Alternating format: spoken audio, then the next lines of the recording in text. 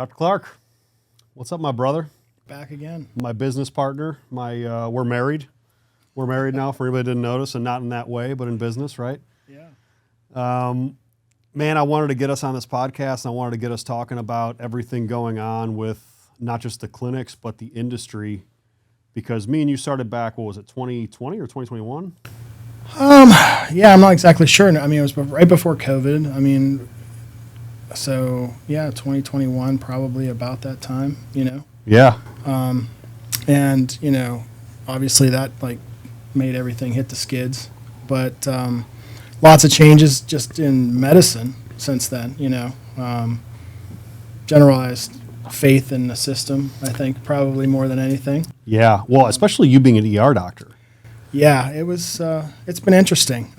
You see it from a lot of different perspectives in terms of, early on, COVID was just horrible. The lack of services, everybody being sick, it hitting the people who were the most unhealthy, which really was kind of eye-opening for me and what we do here. And then that just kind of fizzling out, and then the vaccines and them not working really as much as they said they would, and so on and so on and so on. Not to politicize, but it's been an interesting journey over the last couple of years for sure.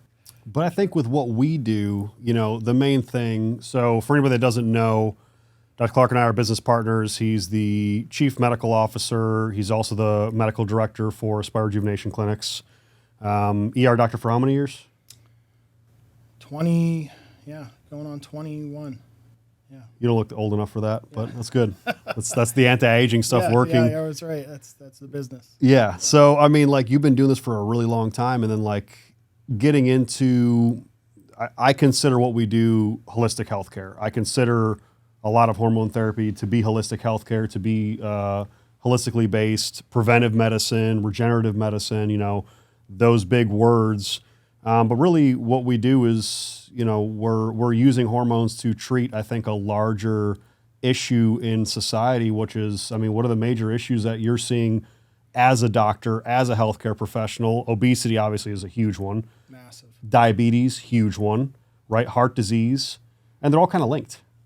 Yeah, everything's linked. And the crazy part is, if you look back just one generation, just in the 50s, the general population was not as unhealthy as they are right now. Mm-hmm. So why is that? Is it because we're more sedentary? Is it because of our food supply? Is it because of, more and more processed food and us eating more,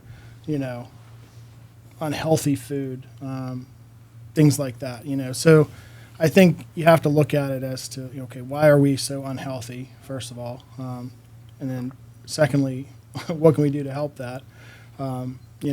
I see people every day in the ER and in my other job where, they're 20 or 30 years old and they're on 30 different medications and they're still overweight and they're still have high blood pressure and they're still in the ER seeing me. So, they're not all that healthy, despite what they're doing. And so, it just kind of led me to kind of scratch my head and say, oh, what are we doing here?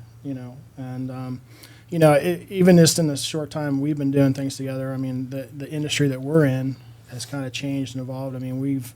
We started off with obviously HRT, and that has kind of evolved into more of a health optimization, health management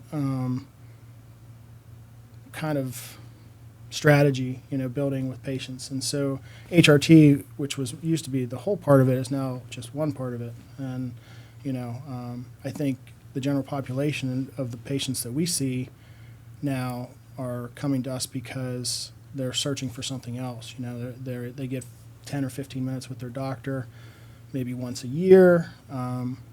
Doctor says, yeah, everything's fine. They're not fine. Mm-hmm. They feel like garbage. Yeah. They have sexual dysfunction, or they have, weight gain, or whatever, pick and choose whatever your complaint is. And they are kind of put off or feel put off, or, don't feel like they're addressed, or, they're put on medication that doesn't seem to help or just makes them worse. And so, they come to us because they're looking for something different. when it comes down to, like, I want to hit the HRT topic first. That's the main thing that I like, right? Obviously the weight loss is great. We do aesthetics, by the way, at our Pittsburgh clinic. New clinics opening up. We'll probably also do some aesthetic services. We might do some in Orlando too. We've talked about that. But I think what we've really tailored ourselves to be is a wellness clinic.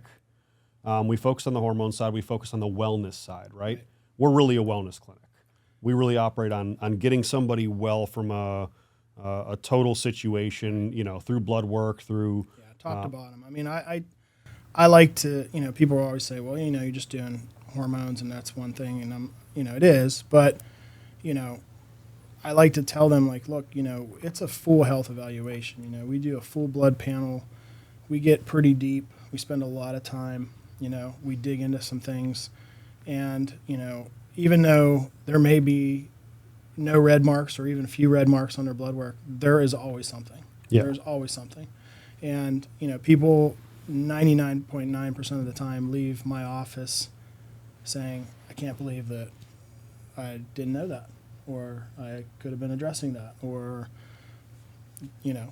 this could have been differently done, So I think, it gives people a little bit of some hope in terms of, where their health could go. Yeah. Especially when they start seeing results, because a lot of what we do is results driven. And so, I think it's very rewarding for me, because a lot of what I do in my other walk of life is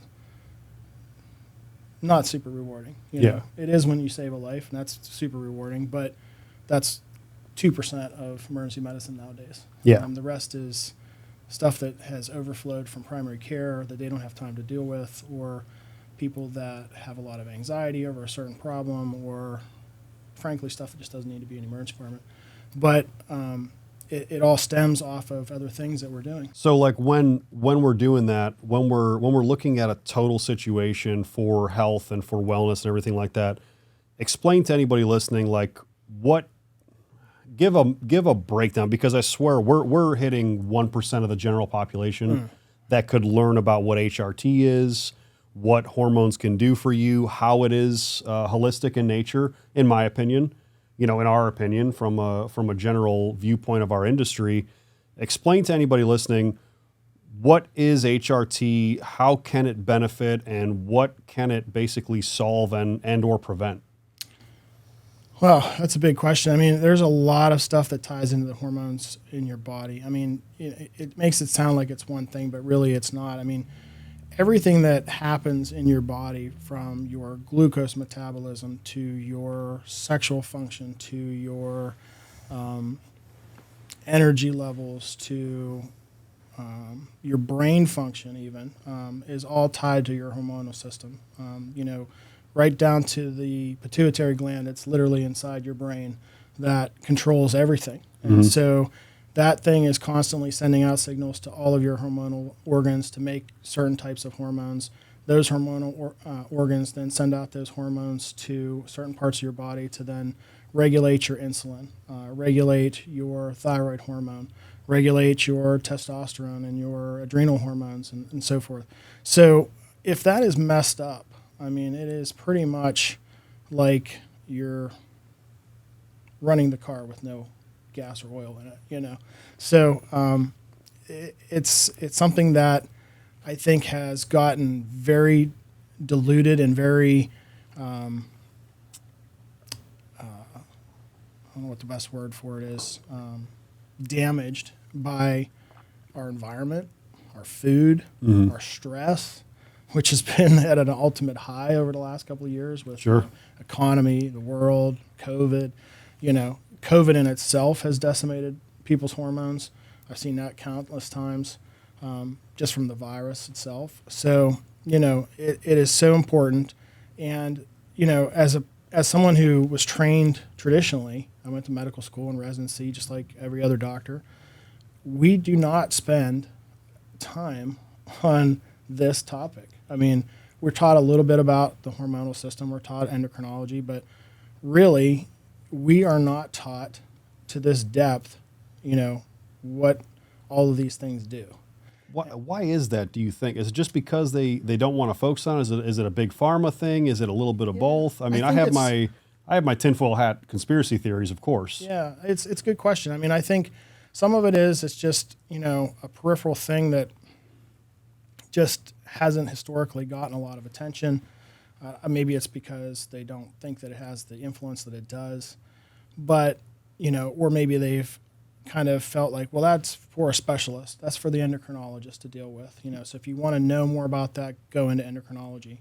But the issue is, and this is no shade to any of my endocrinology colleagues, but endocrinologists, we see this every day. They are trained not to treat these things. Well, they come to us for their own personal care. And it's because, they're taught certain standards of care that they just don't want to, step outside of that box. And, it unfortunately is a situation where people just are left without, adequate treatment. And, we've been forced to accept dogma, in medicine over the past, couple hundred years. And now it's to the point where, we accept that as gospel. And, if anybody comes along with new ideas that's like, well, hey, this works too, and this maybe even works a little bit better. Yeah.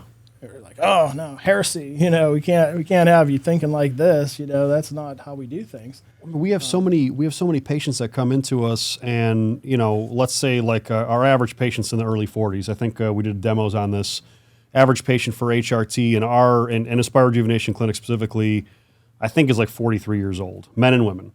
So when you see a 43-year-old man or woman, a lot of times they have cholesterol issues. A lot of times they have blood pressure issues. Mm-hmm. And then if you have a woman who's postmenopausal, a whole bunch of other stuff can cascade.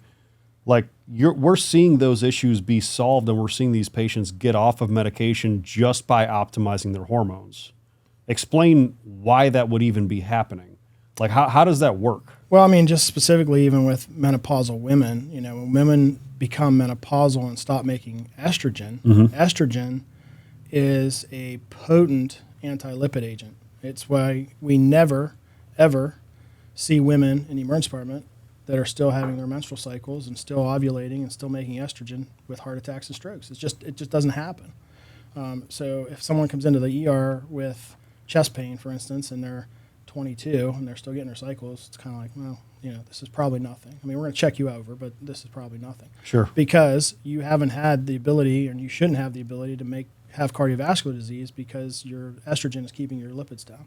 Now, there's exceptions to that rule, but for the general population, that's how it works. But what happens is when you stop making estrogen, when you become menopausal, either surgically from a hysterectomy or otherwise, that estrogen that's been keeping your cholesterol down now goes skyrocketing out of control. The cholesterol does. And then, that goes unchecked for 15, 20 years. Because doctors don't do anything with their hormones. They don't put them on hormone replacement. And that then, over that course of time, they develop cardiovascular disease, and 50s or 60s years of age, boom, you're in the ER with a heart attack. Strokes and heart attacks, yeah. So, when they could have just replaced their hormones, kept them normal, and prevented all that. And, it all goes back to this WHI trial that was back in, I think, the early 90s that, was done flawed. And, the principal investigators of that study have even come out and said it was flawed. But it influenced a whole generation of doctors who then treated a whole generation of women incorrectly. And now, they were kind of starting to backpedal a little bit if the doctors are up on the literature and are up on what's right. There's data that actually proves what you're saying. Yeah, for sure. This is not just Dr. Clark says so, but if you go and you look at the studies and you look at the data, these things are legitimately done poorly. And if your doctor knows the research and knows what's going on, he's probably going to be an advocate for HRT because they know it's beneficial. Sure. And that's just one little part, that's just females and estrogen. You know, males, same thing. You know, testosterone, not so much testosterone. I tell guys this all the time. It's not so much the testosterone that's keeping your cholesterol down. It's the estrogen byproduct of testosterone. If you don't make testosterone, you don't make any estrogen. You can't convert it. It can be converted. And so it's the same situation. If you have a testosterone level that's 1/10 of its legitimate level that it should be, your estrogen is going to be even lower. And so that lack of estrogen then results in lack of ability to metabolize, you know, cholesterol and so forth. So it's this, you know, stacking on of problems. And, you know, the lack of testosterone, which leads to lack of muscle gain, leads to lack of bone density, you know, visceral fat, which then leads to diabetes, prediabetes and insulin resistance. You know, it's just a never-ending cycle. And, you know, it doesn't take a lot of effort, honestly, to fix some of these issues. I mean, obviously, you know, we try very hard to get people turned around, but it comes down to maybe 5 or 6 things usually. And, you know, if the patient is really dedicated and they're really understanding what's going on and they're really listening to what we tell them to do, it can be life-changing. I mean, we've had many people who have just... And I mean, people are making lifestyle changes on top of this as well. Like, it's not like, this is not like a, oh, take our HRT and you're going to solve all your problems. You have to also eat well. You have to you have to make sure you're not, you know, excessively drinking alcohol, using drugs, like doing all kinds of other stupid stuff, right? It's, I mean, it's something where I don't want people to think or assume that we're trying to sell them a magic pill or a magic injectable or a magic hormone therapy. It's a lifestyle change. It's a choice. But with these hormones depleting as we age, we're going to have disease increase. That's kind of how it is. So the replacement idea of optimizing our hormones, that's going to put us back into kind of like a healthy perspective, right? Yeah. And, you know, we're not making people super physiologic. We're making people normal. We're making people like they should have been, you know. So I harp this all the time. I talk about this all the time on my videos, on YouTube, on social media, the difference between abuse of hormones, abuse of steroids, we're going to say that nasty word, steroids, right? And the use or the medical prescription use of hormones and bioidentical hormones specifically. Explain real quick the difference between the super physiological and the, you know, physiological or what we consider optimal ranges of hormones, testosterone in general, if you can just... Yeah, I mean, there's a big difference between, you know, being at an optimal level for a 30 or 40-year-old male and a level that you would have with, say, an anabolic cycle. Sure. You know, I mean, that may be 3 or 4 times, you know, the amount of testosterone that we would give for replacement therapy. Yeah. So there's a large difference there. And with that difference comes enormous amounts of side effects, potential issues, you know, and I think sometimes that gives what we do, you know, HRT in general, you know, bad press. And let's be honest. I mean, there are bad actors out there in our business that contribute to that, you know, and we try very hard to fight that. But that those bad actors, along with people who, you know, abuse those medications, you know, leads to this misconception that this stuff is bad, you know. And now when you start to look at, you know, the research and the latest studies, and these are, you know, studies in JAMA and New England Journal and things like these are, you know, really prominent medical journals. You know, testosterone replacement is beneficial. You know, it decreases visceral fat, decreases insulin resistance, it decreases. Well, they completely flipped. We saw just recently, and it wasn't that long ago, maybe 5 or maybe less than 10 years ago, the studies that showed before testosterone therapy or TRT would cause cardiovascular issues. And then the science completely flipped and was corrected. And like, no, testosterone actually can be cardioprotective for men. Right. You know? Right. So like when you have decades of this inaccurate information and then you have new information coming out, that's what we really want to get out there. Yeah. And we're not the only ones doing a good job. There are other clinics doing great jobs. Sure. I mean, and I think too, you know, some of it is the dogma of the medical system, where, just be honest. I mean, the doctors come out of medical school and residency knowing as much as they're ever going to know. That is the honest truth. After that, it is, they go out into the workforce, they're busy, they're stressed, they're trying to raise a family, pay bills, and paying off millions in student loans. Exactly. They're trying to keep up the best they can, but the vast majority of doctors out there rely on the pharmaceutical rep to give them education, going to a conference to get education, which is usually by a pharmaceutical company, many of which are influenced by big pharma.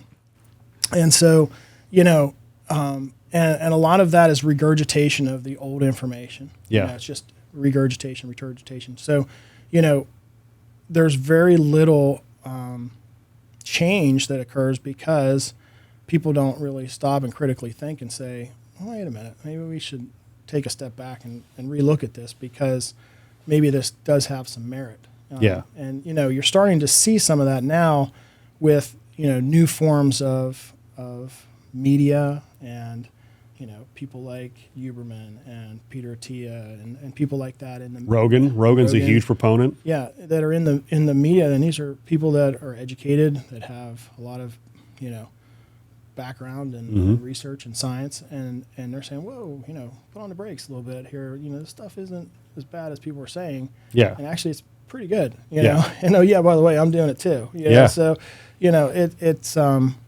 something that I think at some point, hopefully medicine will flip. But I think,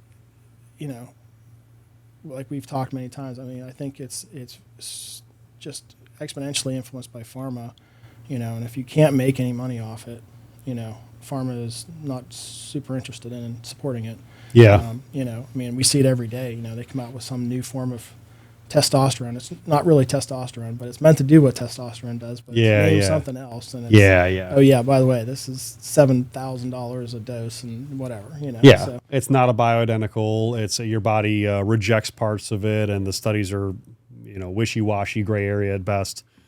So I think to summarize what you're saying on HRT. I think HRT is a very large part of the future of medicine. I think it helps several different aspects in health. I think it's not just heart protective. It can help prevent diabetes, done in the right way, obviously, through a medical practitioner, through a clinic that knows what they're doing.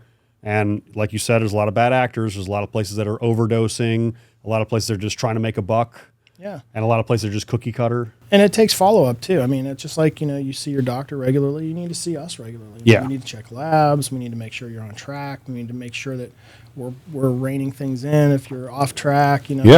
Some of these, there's some patients that really don't want to be healthy, unfortunately. So, it takes a lot of work. But, I think the vast majority of people who do some form of HRT are genuinely happy that they did.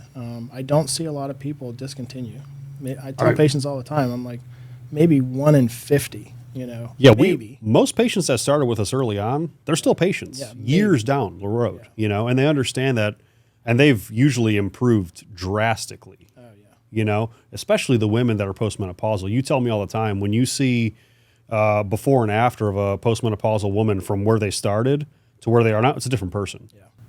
Plus, women are going into menopause earlier and earlier now. So, I'm seeing women that are late 30s, early 40s that are perimenopausal or menopausal. And, people are living longer, into their 80s, 90s. Yeah.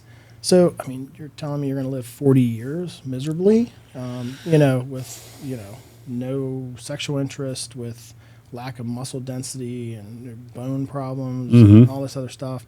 That's miserable, in the ER when, patients are hurt, it's usually because, this old person fell on the floor, couldn't get up off the floor. Well, why couldn't they get off the floor? Because they have no muscle mass. Yeah. Because they fell and they broke their hip, or they fell and they broke their back, because their bone density sucks. I just saw a crazy drug. I was watching, it was OTT, so it was like it was a streaming commercial. And obviously drug commercials are everywhere, right? So I just saw a new drug commercial for a drug, and it was targeted towards, I actually took a picture of it, I'll find it on my phone, targeted towards postmenopausal women for bone density issues and bone loss. And I'm looking at it and I'm like, testosterone will do the exact same thing plus 100 other extra amazing things. Right. You know, so they're trying to target these issues that they know are issues. Oh, But yeah, they're trying to capitalize on just fixing that one little Band-Aid issue, but not the rest, because they can give a drug for every single issue. Yeah.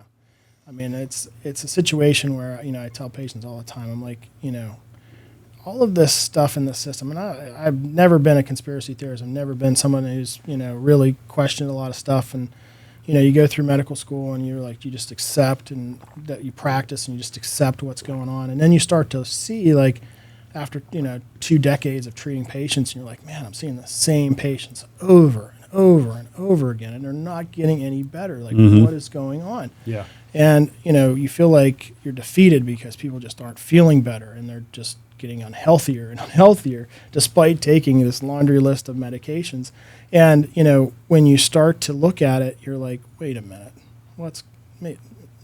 this is a problem. Like, yeah. And then you're like, oh, this hospital system is owned by this insurance company, which then is also working with this pharma company and owns these pharmacies. Wait a second. Okay. A lot of links going on there. Yeah, there's a lot of links happening here, so. We can even go up that chain, and then you realize the same corporation that owns all those also owns the big food company, which is peddling the shit that's making you sick in the first place. I mean... Yeah, I mean, like I said, it's... Can someone give me the tinfoil hat? Yeah, Anybody? Someone throw it to me? It's not hard to sometimes, start to stop and think and look at some of this stuff. And I think there's, a lot of legitimacy to some of it. Yeah. I mean, we've talked already about some of these meds. I mean, just for instance, look at the medications like the GLP-1A receptor drugs like Tirzepatide and Semaglutide. That's what I wanted to get into next. So I wanted to wrap up the HRT talk, and then I want to go into the weight loss talk, because the biggest thing in medicine right now that it seems that I'm just hearing everything, it's all over social media, by the way.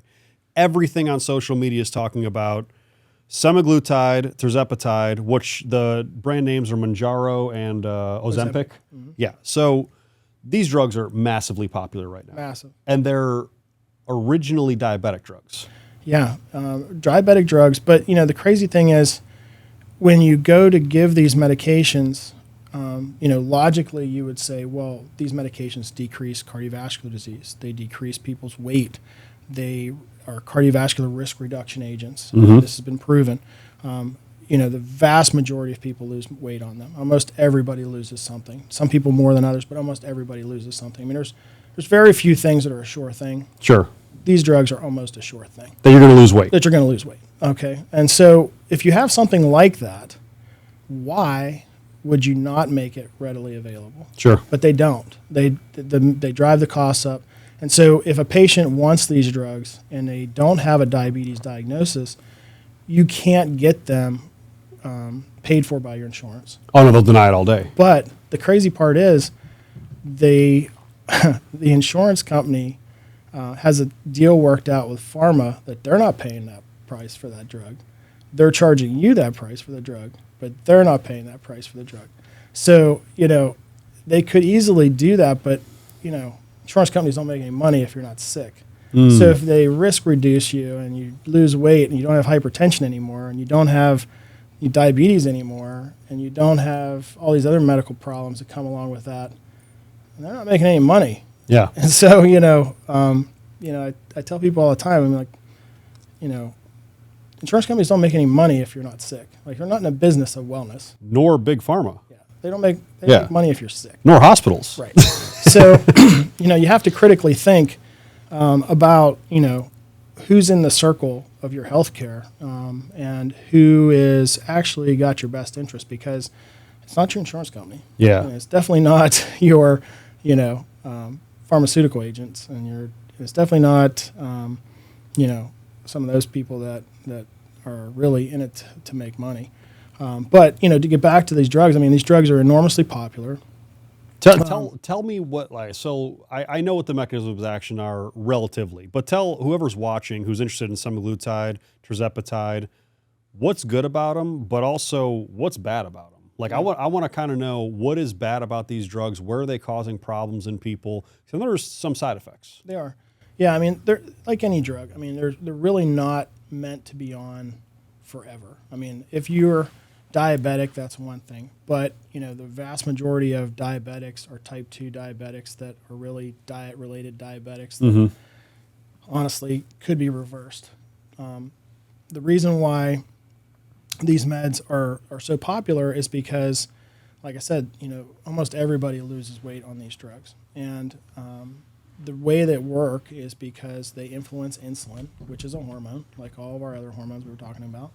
And insulin's job is to store fat. That's its job. And it stores fat by regulating your carbohydrate metabolism.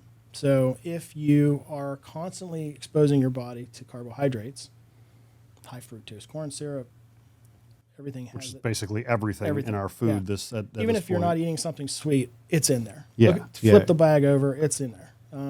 Because it's just, you know, a sweetener to make it taste better. But in our society, you know, everybody is exposed to these things that are sweeteners and high fructose type agents all the time. And so over years of doing that, it continues to stimulate our bodies to kick out insulin. And that insulin response then relates to us having insulin resistance, and then that leads to problems. But these drugs influence that insulin level. So it brings that insulin level down, stabilizes that insulin level a little bit, and that helps with the weight loss. But it also slows down your gastric emptying time. So when you eat something, you empty your stomach slower. And so with that, you eat less food, because what you would normally sit down and eat, you may eat half of that and say, you know, I'm full, I don't want any more. And so it has an appetite suppressing quality so as you well. push away from the food a little bit, you know, and you know as well as I do, you know, the biggest obstacle for a lot of patients is, you know, I can't count calories, I can't diet, you know, I fail at that. Yeah. Well, this is kind of helping you with that, because it's physically restricting you. Well, the best drug, PDTF, right? Put down the fork. Yeah. Yes, I mean, shit, it's kind of the best drug for weight loss. Yeah. Put the damn fork down. Stop eating so much. Calories in, calories out is a real thing. Right. The way you lose body fat is by expending more calories than you actually intake. Right. It sucks. That's a tough thing to do. Yeah. So, I mean, you just physically eat less because your stomach empties slower. It fills and empties slower. And then you stay full longer because it's emptying slower. So you don't eat and then in an hour, like, oh man, I'm hungry, I'm going to have a bowl of ice cream or something like that. You know, you do less of that. And so, you know, just like you said, you know, there's just more calories that you're not eating. And so that's the biggest part of it, more or less. And then, you know, with that, though, comes some of the side effects. You know, you can get a lot of nausea with it. Some people get a lot of that. With semaglutide more than tirzepatide, yeah? And in my experience, I mean, I very rarely prescribe semaglutide anymore, just because tirzepatide has so much less of that. And so just for patient satisfaction, it's just better to use what doesn't cause side effects. Sure. But same mechanism of action, though. Same mechanism. The tirzepatide actually has two receptors. It's the GLP-1A and the GIP receptor.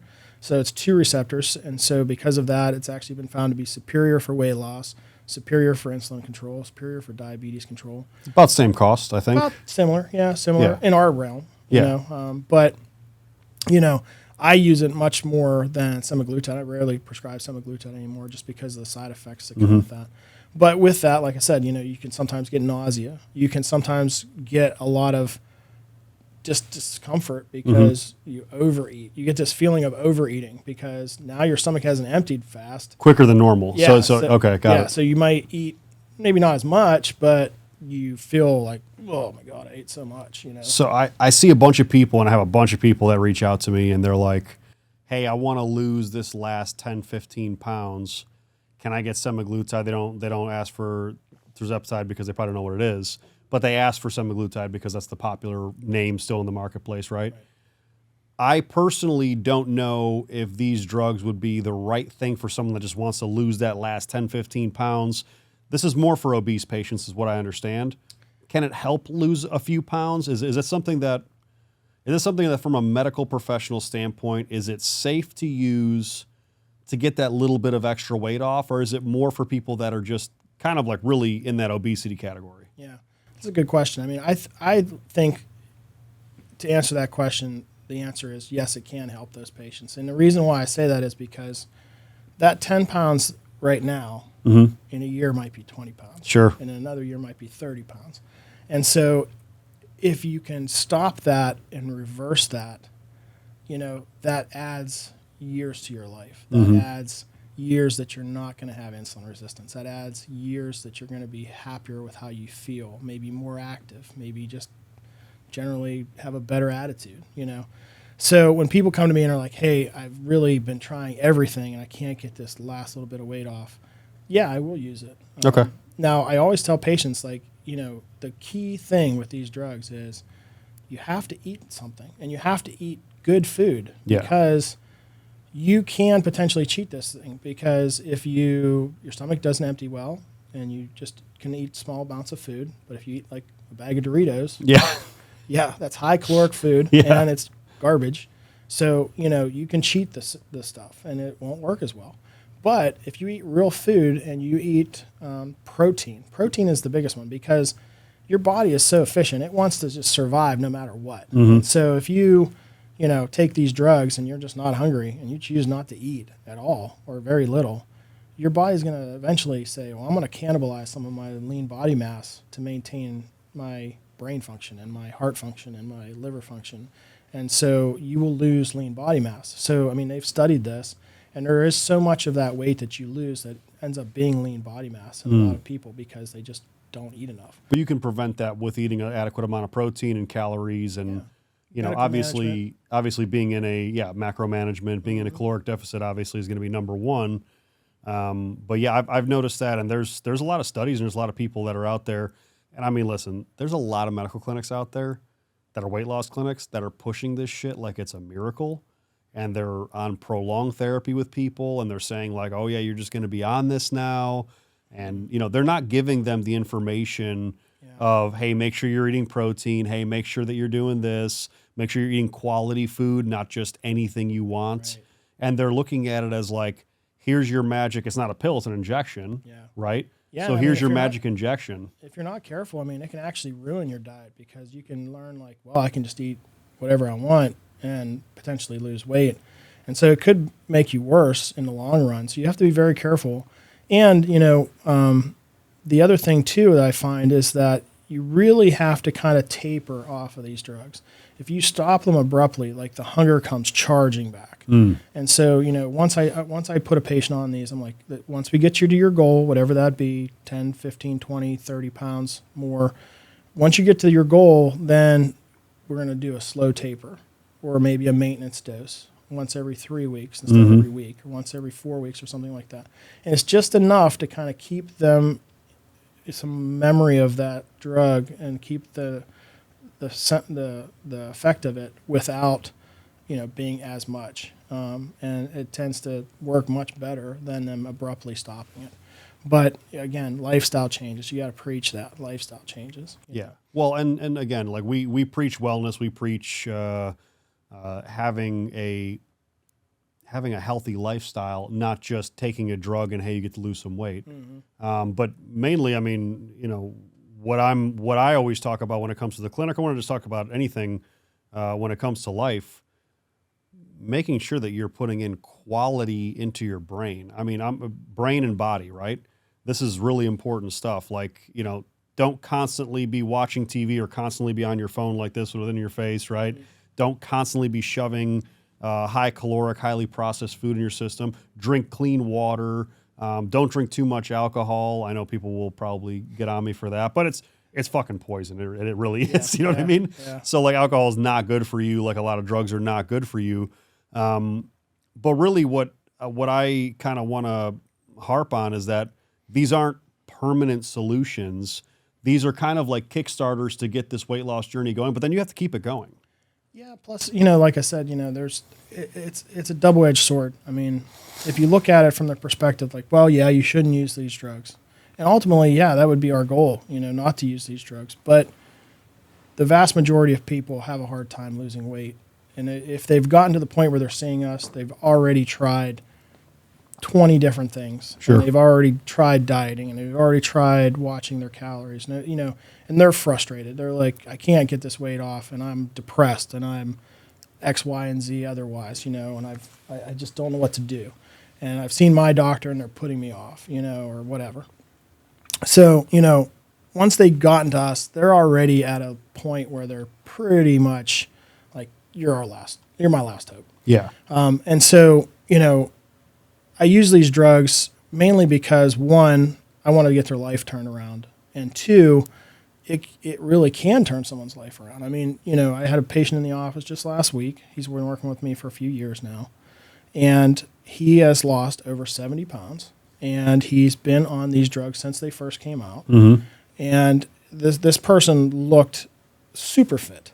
I mean, he told me how much he had lost. I couldn't believe it, because standing there looking at him, I'm like, you look super fit. Like, you're 175 pounds. Like, I would never even imagine that you were at any point overweight, you know, like I can't even put it in my brain. Wow. And it's totally changed his life. I mean, he's a young man. So now, I mean, he's got the rest of his life to live a more energetic life. You know, it's going to help him in probably his professional career, his personal career, his personal life, you know. Yeah, sure. So, you know, there are other things that come with this. Like, yeah, would it be nice not to use drugs to do certain things? Yeah, absolutely. Mm-hmm. But, you know, if the option is, well, if I don't do anything, this person's going to have diabetes. Well, he's going to live longer. He's going to live longer being thin. Yeah, he's being going to lean. die early, and, you know, he's going to have a host of other problems. Or he's already diabetic, you know. That's the other issue I run into a lot. Sure. You know, I had a good friend of mine who, you know, I'd gone to high school with, and she reached out to me, you know, about just help. And she said, hey, I had some blood work done. Can I share it with you? I said, sure. And this person was not very much older than me, a few years. And, you know, I looked at the labs, and I'm like, you're diabetic. I'm like, what are they doing about this? And the answer was, oh, they're going to check it again in 6 months and see where it's at. And I'm going to try to watch my weight and things like that. And, you know, and I'm like, well, have you been watching your diet? And then she says, yeah, no, absolutely. I've been trying for the last, you know, how many months to try to do this. And I said, listen, if you wait 6 more months, you're going to be 10 pounds heavier. Mm-hmm. You know, she was already 50 pounds overweight. Wow. She was depressed. She was just beside herself, you know. And I said, yeah, absolutely, we can help you for sure. And she started Tirzepatide. She started watching her diet, did some things with some macronutrients and some supplementation, and nothing hormonal yet, although that's the next step. She's down 40 pounds. She is now not diabetic. She is now not with fatty liver disease. She is now not with high triglycerides. You know, it's hard to argue this stuff. You basically solved every health problem she had. Yeah, they would just only by got losing worse. visceral fat. They would only have gotten worse. It would just gotten worse.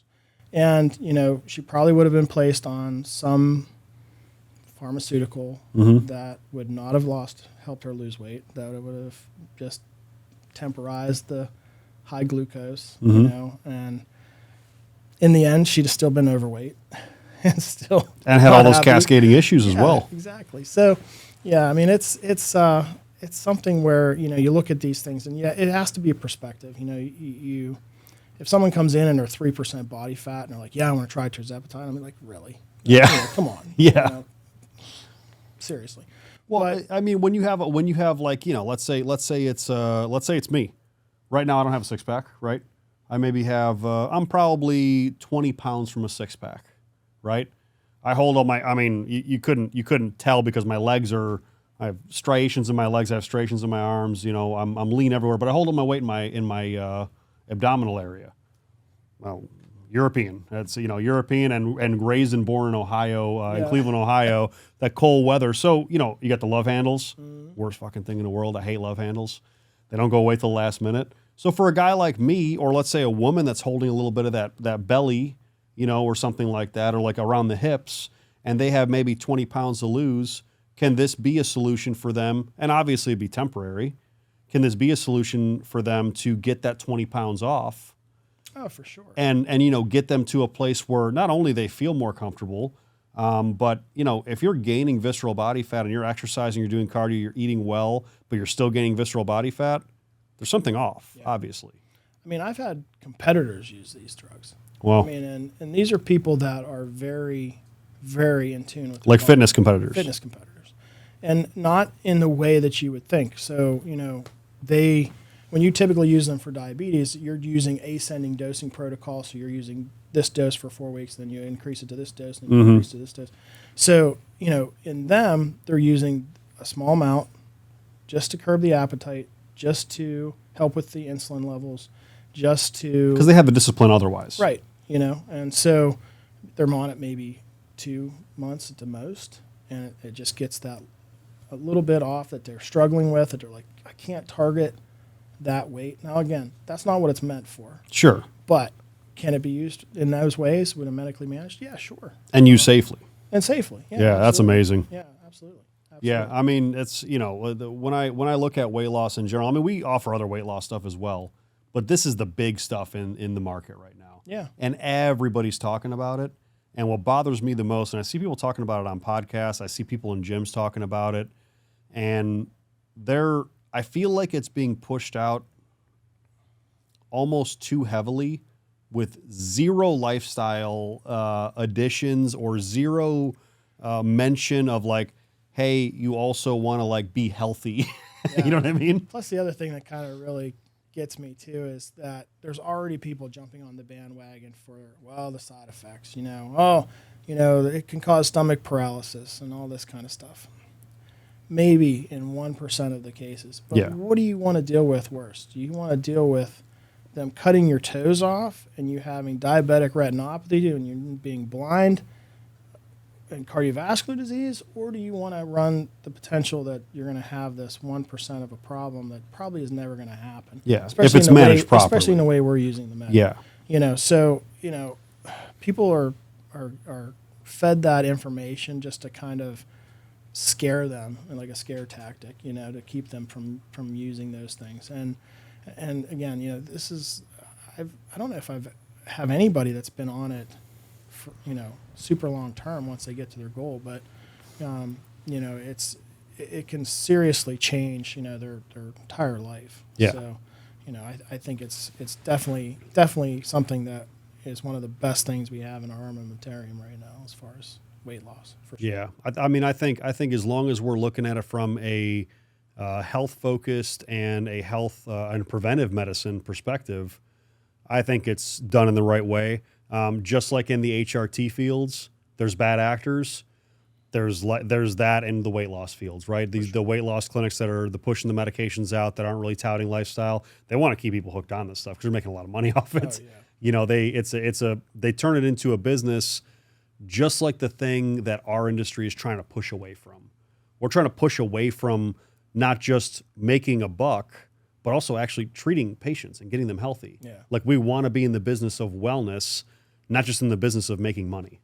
Well, I mean, yeah. I mean, ultimately, would we love every patient to do what we tell them to do and count calories and follow macros and eat right and eat whole food and, not do bad things? Yeah, absolutely. But, what's the reality? And the reality is there's people that aren't going to do that. Sure. And so what are your options? And if you want to help those people, then you have to look at the options that you have to help them. And people want those options. I mean, there are people that are busy professionals. There are people that are, have families. There are people that, don't have time in their life just because they have to work, they have to raise a family, they have other things that occupy their time that they can't take as good of care of themselves as they would like to, and so this is an option for them. Awesome. Yeah. We got about like 10 minutes left, and I want to hit real quick on the last part of our focus to be on the aesthetic side, because this is something that we've gotten into recently with Aspire Rejuvenation Clinic, and it's a huge market. The aesthetics market is massive. Again, I think there's ways that it goes overboard. Obviously, sure. You can just watch Botched for 5 minutes. For the love of God, you'll see some crazy shit going on, you know, and there's a lot of weird stuff that happens in the aesthetics industry. But I feel like what we are doing in aesthetics is, again, using these techniques to maximize the general and natural beauty of people. And I think it's what aesthetics were originally supposed to be for.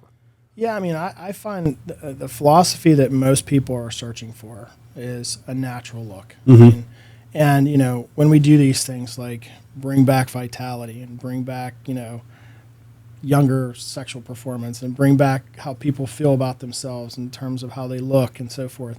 Sometimes, you know, there's some saggy skin, and sometimes there's some, you know, wrinkles, and sometimes there's some things that are like, man, you know, I wish this was better now. Like, I feel so much better inside. I want to feel better on the outside. And how do I do that? Is there anything you can do for that? And we were being asked about that so much, you know, that it was just kind of the natural progression of things. And so, you know, our approach with the aesthetics that we're doing is, you know, okay, well, how can we do this in a way that looks natural, that looks complementary, that, you know, helps you feel good about yourself, both when you look in the mirror and when you're out doing things. You know, when your general health is a priority, like, you want to look good and feel good. Yeah. You know? So I think that's the approach that we've kind of tried to stay with, and it's, you know, worked for us. You know, I think in Pittsburgh, you know, we've kind of been the beta site for a lot of things, and that's one of the things that, you know, is exciting to do. I like being able to interact with patients like that and have hands-on and you know, give them a result that they're like really happy with and so on. So, and we're not just talking about Botox and fillers. There's like other stuff that we do that's super cool. Like some of the machines that we've gotten, state-of-the-art stuff. Yeah. Explain a little bit about what that looks like and what kind of benefits it offers, because I think that we're really scratching the surface on where the marketplace really is knowledgeable on what these things are. Yeah, I mean, I'll just take an example. I mean, patients that we see all the time, every day, PCOS women. Yeah. Polycystic ovarian syndrome. These women historically have hair loss. They historically have bad acne, which can leave them physically scarred. And, you know, you get the PCOS turned around, you get some weight off, they're feeling good, their insulin levels are down, they're down 30 or 40 pounds. They're like, yeah, we're hitting on all cylinders, but now this has left me scarred. What can I do about that? Well, you know, some of the things that we have in terms of microneedling, radiofrequency microneedling, like the Morpheus 8 device, for instance, is one thing that can help with the ice pick scarring that you have with acne. We have some things that can help with hair loss. You know, some of the things that we carry in the office now, Nutrafol, for instance, you know, can Nutrafol's awesome. Help with hair loss, and it's specifically formulated for women with PCOS, and it's all natural. So, you know, there's so much stuff that you can do that just ties in with, you know, the other side of Aspire Rejuvenation. And, you know, the devices, it's really kind of crazy, you know, some of the stuff that they can do. I mean, PRP, or platelet-rich plasma, and using that, which is your own body's, you know, innate ability to heal, and using that, you know, to help heal something on the face or something like that, or using it to heal something that's a musculoskeletal injury. I mean, that's something that we do. You know, using some of these devices that help tighten skin after they've lost weight, like the Evolve and the Evoke devices that we have from InMode. There's a lot of things that just work to, you know, tie the outside in with the inside. Yeah. You know? But you know, I think, you know, like I said, you know, the stuff with some of these women that are, you know, now starting to come out of their shell a little bit because they've lost some weight, or they feel better, and now they're like, well, hey, you know, I want to do some things. Like, I want to look better. Like, I feel better. I want to look better. Sure. And so that's really rewarding. You know, really, really rewarding. And so, oh yeah, and the face and the brightness of the face when someone sees themselves in the mirror for the first time after these treatments, and they're like, oh my God, I look like my younger self again, or I look better when I was even younger. Yeah. That's huge for patients. You know, I think the way that you approach medicine is refreshing as a doctor. You know what I mean? Because most of the time, I'm not a doctor. So, I look at it from a business perspective. I look at it from like, hey, I want to do these things. I want to feel this way. I want to be optimal, right? I'm running multiple businesses. I want to be optimal and I want to look good. Right. And I want to be lean and I want to live for a very long time to enjoy all these things that I'm building. But most of the time, doctors really don't look at it that way. And it's refreshing that you do. And, I appreciate you not just as a business partner and a friend, but as a medical provider, looking at medicine this way, looking at health this way and wellness this way. And I think everybody can really get a benefit of that. So thank you. Yeah. I mean, we all get old, unfortunately. It's inevitable. Yeah. And, I'm going to be 50 this year. And so, it's just when you start to get older, you start to look at, what can I do to, make myself better? And, I want to translate that over to the patients. And, some of the things that we do, really, I think, just add meaningful years of life to people, and that's really what it's all about. It's about just adding meaningful life, because it's not forever, Yeah. And so, as we get older, it's just, trying to maximize those years and make them the best that we can. And so I think people appreciate it. I think people appreciate that we're genuine. I think people appreciate that we really, really care about, what's going on with them and what's going to happen with them. Sure. And, I think that it translates into our success for sure. That's awesome. Well, thank you again for coming on the podcast. And I mean, this won't be the last time you're on here, obviously. We'll be doing a lot more content, but thank you for clarifying this weight loss stuff, the HRT stuff, and the aesthetic stuff. I think people get a lot of value out of it. And if anybody needs to contact you, obviously, AspireRejuvenation.com. You're located in the Pittsburgh office, but realistically, you're going to be traveling all over the place for these clinics opening up. So you're going to be a busy year. You're going to be a busy few years. Yeah, busy. As we expand our footprints nationally. So I'm excited about it. So thanks for coming on, man. Will do.